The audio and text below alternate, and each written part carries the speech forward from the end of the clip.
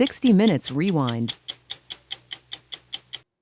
It was the pioneer of modern architecture, Le Corbusier, who said houses were machines for living in.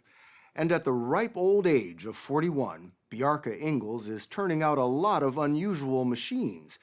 He is the architect of the moment, a starchitect, designing everything from skyscrapers to an NFL stadium. But as Morley Safer discovered, young Mr. Ingels' designs can be inventive, can be provocative, and are anything but boring.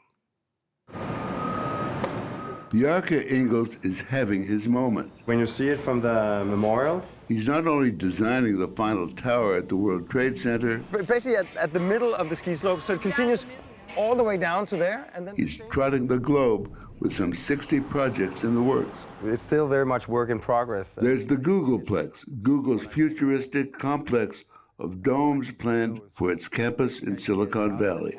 We were quite worried about that distance. And the new Lego headquarters in his native Denmark. In New York City alone, he has 5 major projects underway, including a $3 billion high-rise planned for Hudson Yards.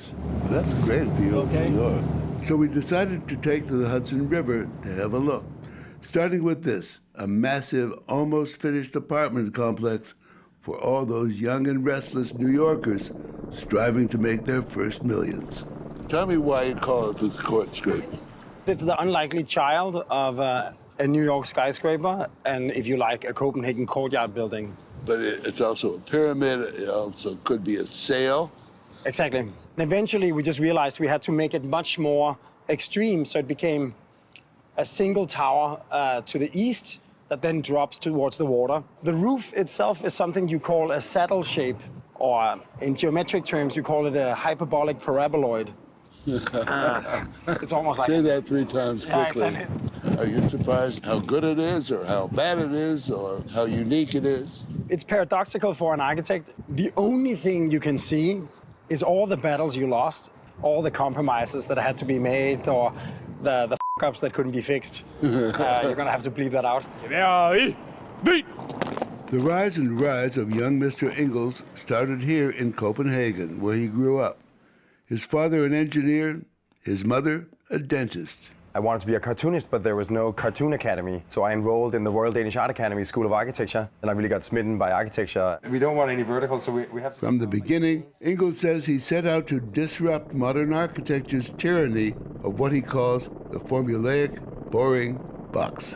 When I started studying architecture, people would say, can you tell me why are all modern buildings so boring? Because people had this idea that in the good old days, architecture had ornament and little towers and spires and gargoyles. And today, it just becomes very practical.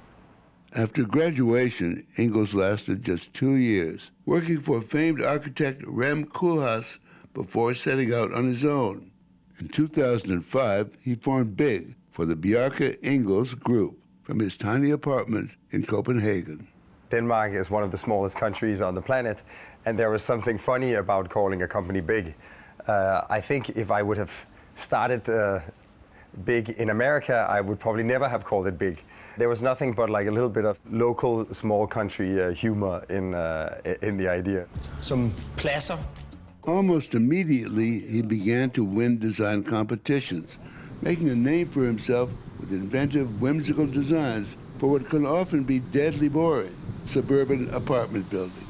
5 years ago, we had built a few projects in Copenhagen that were, in a way, ordinary projects like housing and parking and shops and offices. But we had put them together in a way that created maybe remarkable results. And suddenly we got an invitation to come to New York and look at the site on 57th Street. And in a way, I had nothing better to do, so I thought, why don't I move to New York and see how it goes? Wave surfing. It went pretty well. He now oversees 300 employees between offices in New York and Copenhagen. It's the more it looks like a megalomaniacal... Ingels believes his success comes from his ability to combine the practical with the fantastical. Like this harbor bath in Copenhagen, where swimmers can swim in the city's harbor. Or how about this? The design for the just unveiled new Redskins Stadium, complete with a moat for all those kayaking tailgaters. tailgating literally becomes a picnic in a park. The culture at Big is intense. But in off hours, blowing off steam dressed as their favorite comic book hero isn't uncommon. That's the boss armed with a gun full of tequila. The way we work is maybe unlike certain architects that have a very particular style, where it is the auteur, it has to be the design principal who makes the strokes of genius. I don't have to come up with the best idea. It is my job to make sure that it is always the best idea that wins. I think Bjarke is really a wonderful spokesman for himself and for, I would say also for the possibility that architecture can really make life better for people. Michael Kimmelman is the architecture critic for the New York Times. He says Ingels has combined natural talent with a mastery of marketing, a so-called starchitect.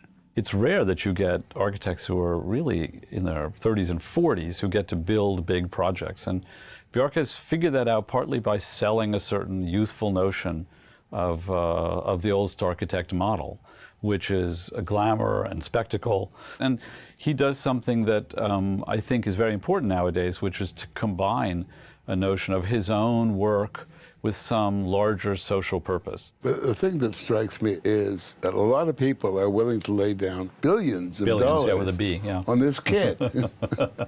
Yeah, it's true. I mean, it is a gamble. He's got a lot of work coming down the pike. How is he going to make sure that that work is not recycled, is original, that it's finished well? There must be criticism by other architects. The more you are up to something interesting, the more it's going to inspire praise and criticism. And in your case? We have a fair amount of sunshine and the opposite. And I think if you would take all of that to heart, you wouldn't be able to draw a line or lay a brick. Bring us at a topping ceremony. Ingels has become a celebrity at home in Denmark, where he's designing the new headquarters of the most iconic of toy makers, Lego. At the topping off ceremony in October, townspeople waited in line in the rain to catch a glimpse of the new building and its architect. So that steel is the tie back? That fame has also allowed him to take more risks and add more spectacle to his creations. This is a chimney that belches steam rings. It will go atop a green garbage incinerating power plant in Copenhagen. The roof doubles as a ski slope. I mean, the building says, come and look at me. Yet, since this power plant is really saving a lot of CO2 emissions, it's almost a complete reversal of the symbolism of a chimney. The idea for the outrageous structure originally started as a joke. Normally, you would want to be as far away from a power plant as possible because it's polluting, it's noisy, it's smelly. But this is so clean that you essentially have clean mountain air on the roof of it. And we thought maybe it would make sense to make it a ski slope. And so, yeah, great idea, like, let's get serious. But then when you stop laughing, it felt like, wait a minute, maybe this is not so stupid. Maybe it's actually a good idea. Never mind the starchitect appellation. You're a activist. If you're just reaffirming the status quo, then you are missing the point that the city is never complete. So every project we do somehow has to count. Particularly this one, the design for 2 World Trade Center, the final tower set to rise on the site.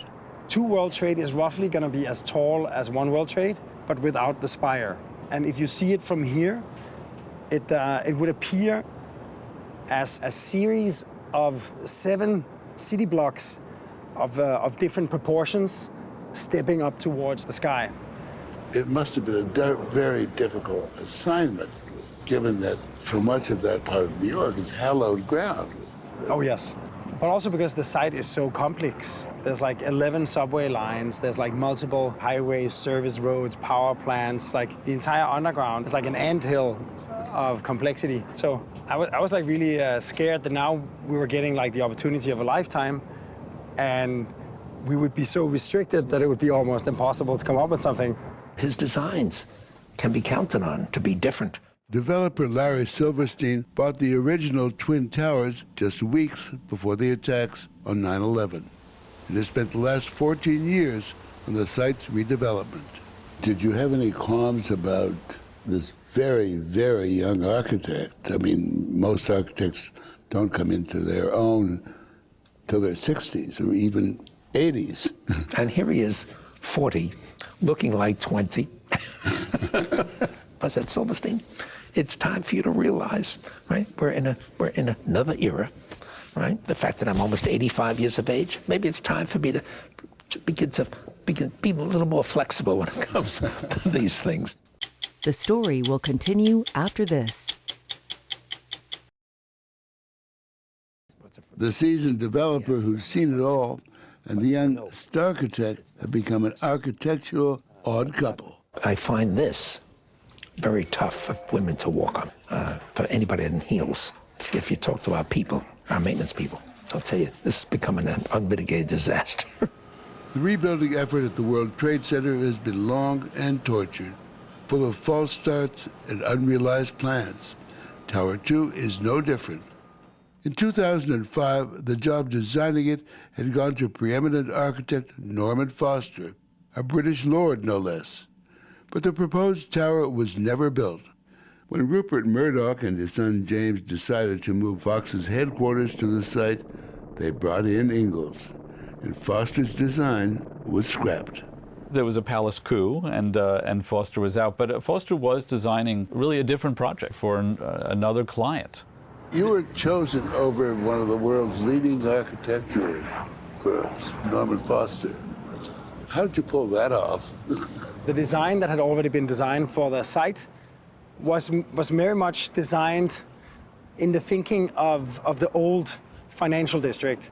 And as the whole neighborhood has changed, what was needed was a different kind of building, and sometimes the setup needs to change. Which it did yet again when Rupert Murdoch went from Daddy Warbucks to Scrooge and pulled out of the deal to move to Two World Trade, leaving Silverstein on the hook to find a new tenant and get the building built. The second we have designed them and built them, they belong to everybody. As for Ingels, he's acutely aware of his responsibility for the tower's design, knowing that 9/11 is forever etched in all of our minds. I got a letter from a brother of a firefighter that gave his life at the 9/11, and he just wrote me to say that I see it as a giant staircase to heaven, evoking the heroic stair climb of the first responders at 9/11. And to him, he thought the skyline of Manhattan itself would commemorate the heroism and sacrifice of 9/11. I couldn't claim that we have thought of it like that, but now I can't think of the building without also seeing that interpretation. It must be a great honor to have gotten that commission. It's probably the most watched skyline in the world, so it's definitely a place where you better get it right.